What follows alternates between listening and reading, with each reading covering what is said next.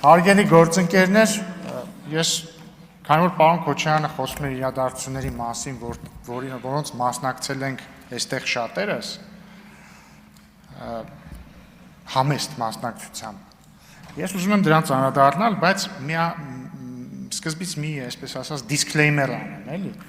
Պարոն Քոչարյան, ես միշտ ինձ մի փոքր վատ եմ զգում ձեր ներկայությամբ կամ ձեր հետ հեռակա զրուցելիս, ձեր հոր մասին խոսելիս, որովհետև աշխարհի ամենահաճելի բանը չի, որդուն ասել, գիտես, ինչ կա, ես համարում եմ քո հայրը վատ քաղաքական գործիչ է կամ, չգիտեմ, վատ մարդ է կամ այսինչա, այն ինչա։ Բայց ես ստիպված եմ դա անել եւ ուզում եմ ասել, որ ես դա անում եմ բացառապես այն պատճառով, որ դուք падգամավոր եք քաղաքական գործիչ եք եւ այստեղ եք, այսինքն ձեր, օրինակ, ձեր ավագ եղբորը, եթե երբևէ հանդիպեմ, չեմ խոսի ձեր հոր մասին, որովհետեւ ինքը քաղաքական գործիչ չի։ Ինքը առնվազն քաղաքականապես հոր համար պատասխանատու չի, իսկ դուք պատասխանատու եք այնպես, ինչպես ձեր կողքին նստած ձեր գործընկերները։ Պարոն Քոչարյան, դուք խոսում եք մարտի 1-ի մասին ու չգիտեմ, երևի հույս եք դրել, որ երիտասարդները, ովքեր այդ օրերին չեն ապրել, պետքա լսեն ձեզ, հավատան ձեզ։ Կամ ես չեմ բացառում, որ դուք այն ժամանակ լինելով երիտասարդ եւ ձեր հոր որդին, չգիտեմ, այսպես ասած, իրականությունը լավ չեք տեսել, կարող է ձեր տանը մենակ հմեկն է միացած եղել, այն ժամանակ էլ հայլուրով բոլորս գիտենք ինչ են ցույց տվել, հա? Եվ դուք դրան եք հավատացել, ես դա չեմ բացառում, իշխանությունը այդպես հատկություն ունի մարդուն իրականությունից կտրելու։ Բայց իրականությունը հետևյալն է, պարոն Քոչարյան, 2008 թվականի մարտի 1-ի առավոտյան ժամը քանիսն էր, 6-ին, հասկանում եք, ժամը 6-ին, Ազատության հրապարակում եղել է մաքսիմում 100 մարդ, լավ, թո 200, 1000-ից քիչ հաստատ, 500-ից քիչ հաստատ, մեծ մասը քնած, ժամը 6-ին հասկանում եք, առավոտյան ժամը 6-ին, ոչ մի բան չեն արել, միակ բանը, որ արել են, քնելն է եղել կամ խռացնելը։ Հատուկ ջոկատայինները եկել են, սկսել են բոլորին ծեծել, դուբինկեքով ծեծել։ Մարդիկ փախել են հետևներից վազելով, ծեծելով լարել են մարդկանց։ Հիմա խնդրում եմ ինձ ասել, այդ մարդիկ ինչ էին արել, ինչի են հատուկ ջոկատայինները առավոտ ժամը 6-ին եկել այդ մարդկանց դուբինկեքով զղկել։ Բացատրեք ինձ։ Հաջորդը, ներողություն։ Ընդ որում ուշադրություն դարձեք, էլի խնդրում եմ այս իմ նկարագրածը համեմատեք վերջին տարիների իրադարձությունների հետ։ Ասենք 2 տարի առաջ մարդիկ եկել էին արքեպիսկոպոսի գլխավորությամբ, եկել բանը Սիրահարների այգու զաբորները ջարդել էին, ուզում էին գային ազգային ժողովի վրա, այդ ընթացքում ոստիկանությունը հատուկ միջոց մի ընդհատեք, հատուկ միջոց կիրառեց, դուք դա համարում եք ցեղասպանություն, բայց քնած մարդկանց առավոտվա ժամը 6-ին գալ դուբինկեքով սատկացնելը համարում եք, գիտեք ինչ կա, որ նորմալ է։ Սա խնդիր է, պարոն Քոչարյան, սա խնդիր է։ Հաջորդը։ Հա, ընդ որում հետո դնում եք ձայնագրություն, որ Նիկոլ Փաշինյանը ասում է իրեր վերցրեք, որ պաշտպանվեք։ Իհարկե պետք է իրեր վերցնեն, որ պաշտպանվեն, որտեղ ինքն է պաշտպանվել, որովհետև բա դրանից մի քանի ժամից առաջ հատուկ ջոկատայիններ եկի հարձակվել են մարդկանց վրա։ Բա ինչ եք ուզում։ Պարզ չի որ պիտի բարիկադավորվեն։ Ձեզնից չէ, ձեր հորից էին պաշտպանվում։ Հաջորդը, այնց հանգիստ եկել ասում եք, դե հա կարող է մարդիկ են եղել անմեղ, որ ձերբակալել են։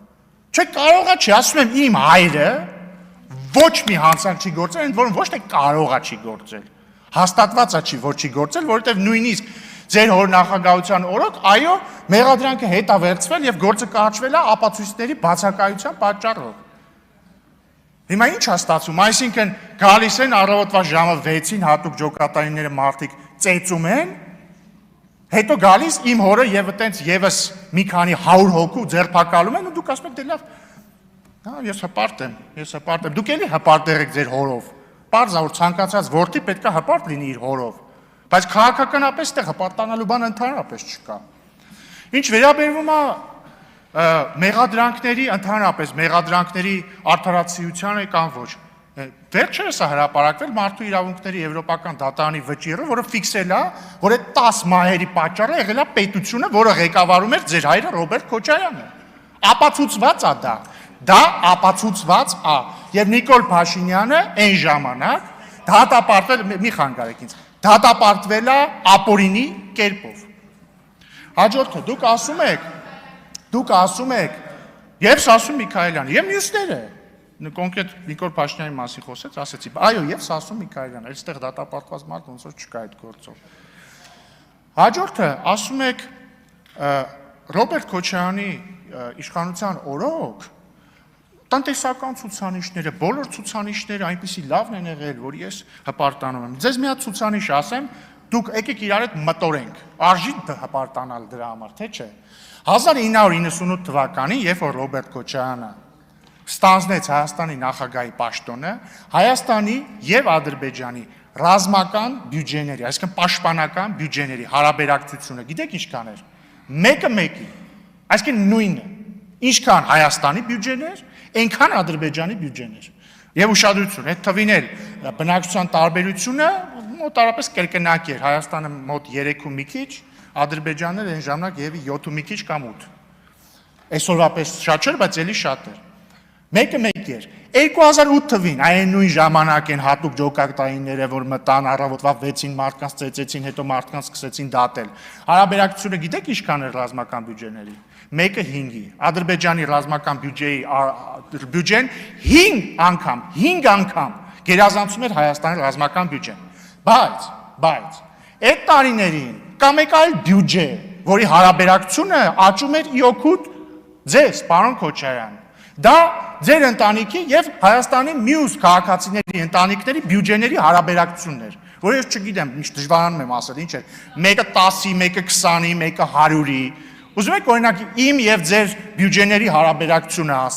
ասենք ձեր ընտանիքը հավաքական ունի $200 միլիոն, մերը չունի ոչ մի $1 միլիոն։ Այս այդա հպարտանալու թիվ է, իրոք կարող եք հպարտանալ դուք, չգիտեմ, մի քանի հազար անգամ հարուստ եք ավելի։ Ես իրոք չէի ուզում միջամտել այս բանավեճին, բայց պատմական ճշմարտությունները չի կարելի կեղծել։ Ինչ վերաբերվում է ձեր հորը վերագրվող ձայնագրության մասով, ես գիտեմ, որ այն իսկական է, բայց շատ լավ, դու ելք էլ ասում եք իսկական չի, փորձաքննության տվեք, եկեք անկախ փորձաքննության տան։ Կամ դատի տվեք պարոն Ալեքսանյանին, խնդրեմ, դատի տվեք պարոն Ալեքսանյանին, փորձաքննություն տանք հասկանանք։ Խնդրում եմ, տիկին Վարդան, այսքանը շնորհակալություն, հիմա ելույթ կունենա Արփինե Դավոյան։